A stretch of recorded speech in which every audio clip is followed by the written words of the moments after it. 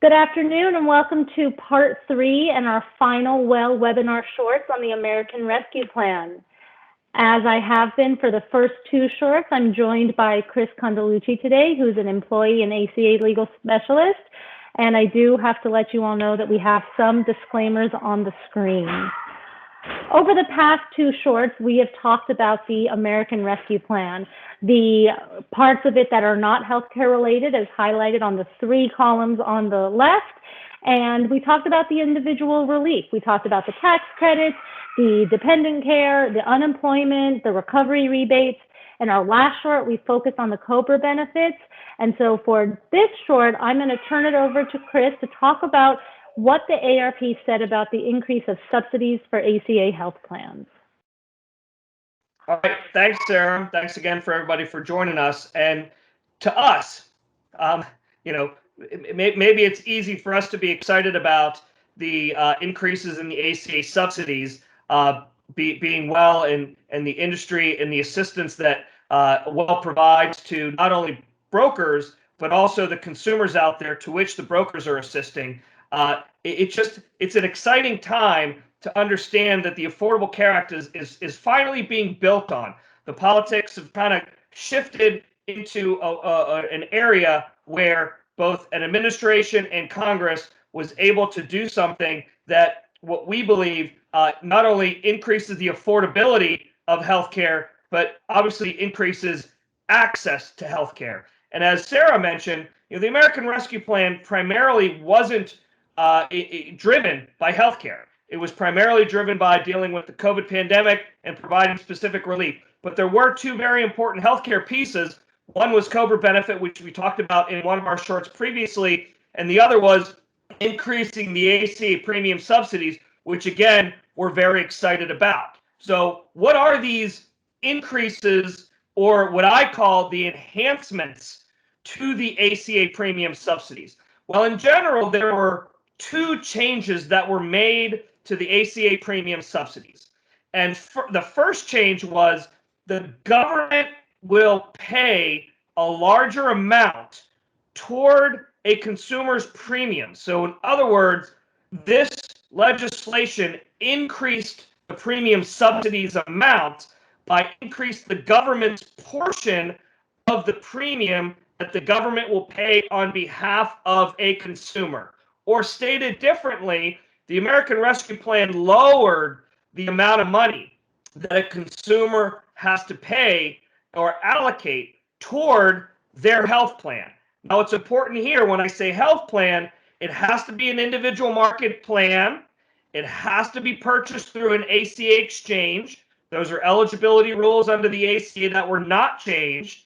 And you being the consumer, or you, the broker working with your consumer, that consumer cannot be offered an affordable minimum value plan or be married to someone or have a spouse that is offered an affordable minimum value self-only plan. So the family glitch that you hear a lot of folks talk about, as well as just the fact of being eligible for a subsidy and being offered an affordable minimum value plan, that all still applies.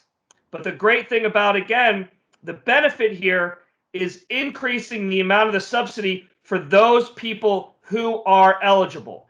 And let me point you to the top circle on your slide to kind of illustrate, and we have other illustrations too, of how this increase in the subsidy is for folks.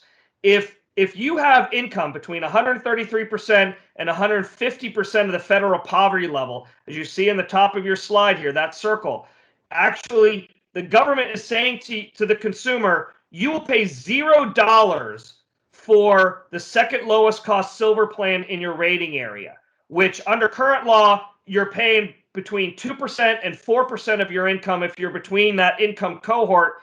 Now you're paying 0. And that's just an example of how the premium subsidies increase for a certain cohort. And we have later on in the slides, but don't go there yet for me, Sarah, yet, that will actually talk about the benefit for other income cohorts. Because the other piece that I want to talk about before I get off this slide is another exciting thing about what the American Rescue Plan did to the ACA subsidies. As many may know, current ACA rules say if you're an individual or a family earning income above 400% of the federal poverty level, you are ineligible for a subsidy. Well, the American Rescue Plan blew off that income limit. So if you are an individual and family with income above 400% of FPL, you will be eligible for a premium subsidy for the first time. And you'll be eligible for an increased premium subsidy based on what I just talked about, depending on your income cohort, which gives a good segue, Sarah, to the next slide. Now, this next slide kind of might be a little confusing for you, but what we still wanted to do is show you the different income levels within the federal poverty level. So if you are a household of one, the 400% level, just as an example, is about $50,000. So again, previously, if you were an individual making $60,000, you were ineligible for a subsidy. Well, now, as I just mentioned to you, that income eligibility is gone, or that 400% of poverty limit is gone. So you're making $60,000, you are now eligible. And again, we have an illustration for that. Same thing with a family of four or family of five. 400% of poverty is in the 100,000s mark. That, good income, but just giving you the example of when you talk to your clients, you ask them, what is their income level? Because that's going to determine the size of their subsidy. And if they're above 400%, you can say to them, did you know you're eligible for a subsidy now? And that's why we want to talk about this slide. So go to the next slide for me, Sarah. Because this also should illustrate for you what we're talking about when I was mentioning to you that the government's paying more money for the health plan than in the past. So going on the left side of your screen, if you're a person who's very low income at 100% FPL, you're only contributing a small amount. Under the American Rescue Plan, you're not contributing at all. Same with 150. That's what I mentioned before. Now let's go up the FPL scale. If you're 200% under current law or pre-American Rescue Plan, you're paying about $1,600 for your coverage.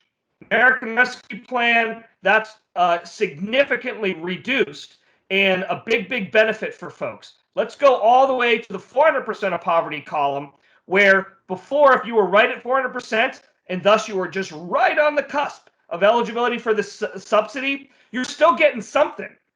Well, under the American Rescue Plan, a person at this level only has to pay 8.5% of their income toward that health plan, which is still a benefit. And you see that illustrated here on the bar charts. Go ahead and go to the next slide for me, Sarah, please. And this, I believe, is another good illustration for you, at least as it relates to what everybody calls the subsidy cliff. If you are at 401% of the poverty level under the current rules, you got nothing, right? I just told you there was this income limit. Well, now under the American Rescue Plan, folks at 400% of one and above, of course, are eligible for a subsidy. And look at the pink that we have here. That's a significant benefit for folks at age 64, as an example. And obviously, that benefit's going to reduce as you go down the age scale and almost ultimately phase out for a person at age 24. And that's just the manner in which the premiums are calculated under the ACA with the 3-to-1 age band. So we hope that this illustration helps you understand the subsidy cliff and the benefit that people who now above 400% will get, especially if you're right on the cusp. Go to the next slide for me, Sarah, please. Yes, Chris, thank you so much. I think you outlined a lot of information for us about how the ARP is affecting ACA. And now let's do the math. Let's take some of the information that Chris just taught us and see what we can do with it. So we have Sylvia, who's a 45-year-old PR specialist making $64,000 per year, which puts her at 497% FPL. As Chris mentioned, before the ARP, she wouldn't be eligible for any savings. So with the assumption that the second lowest cost silver plan in her area is $500, let's see how much she can save now. So if you have a $500 premium times 12 months, you get $6,000. $6,000 premium divided by $64,000 annual income is 9.3%. 8.5% times 64,000 is 5,440. So her estimated subsidy, therefore, is $560 per year or $47 per month.